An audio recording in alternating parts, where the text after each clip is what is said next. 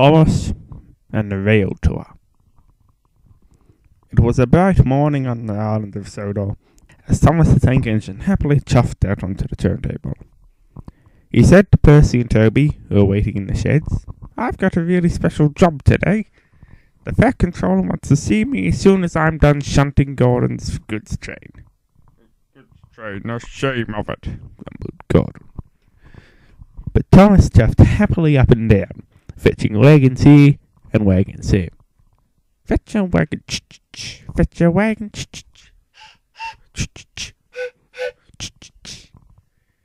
Soon Thomas had a full train assembled, and the Fat Controller came up to see him. "You're a good engine, Thomas. You've done well for the railway over the past few months. And so, I'm asking you to help haul a special rail tour across the island of Sodor. You will meet City of Truro at Barrow-in-Furness later today." "Am I to pull this train all by myself?" asked Thomas puzzledly. "Oh no. There's a very, very special old friend of yours come here to help. In fact, here he comes now." Thomas looked up the main line and heard an almighty as the Flying Scotsman chuffed into view. "Well, well," said Gordon. "Good to see you again, old brother." "It is good to see you.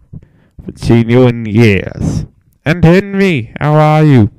"Very good, sir, very good."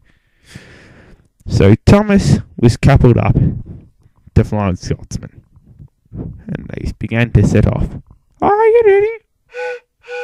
"Yes, I am." And they were off, racing along the countryside. The Bill and Ben were up ahead on the tracks, beating up Scruffy, the misbehaving goods wagon. "Oh, oh, oh, oh, oh," he moaned as they biffed and bashed him round. "Serves you right." Their buffers collided. Scruffy was sent rolling onto the main line, just as the Flying Scotsman rounded the corner with Thomas. There was a big crash. Thomas shut his eyes. When he opened them, Flying Scotsman was on his side. One of the lead carriages of the train was wrecked. The Fat Controller came up. "Bill and Ben, I will talk to you later. You have caused a great confusion and delay and destroyed a carriage and injured a very famous visitor." "Well, Thomas, it looks like your rail tour is off." "No, it isn't, sir," said Thomas. "I've got the perfect idea. We can even take on more people. Give me 20 minutes, I'll talk to my driver, and we will be back." And Thomas did come back, with Annie and Clarabelle in tow, and they set off racing along the countryside as fast as their wheels could carry them, and they powered home. City of Truro was waiting at Barrow-in-Furness when they arrived.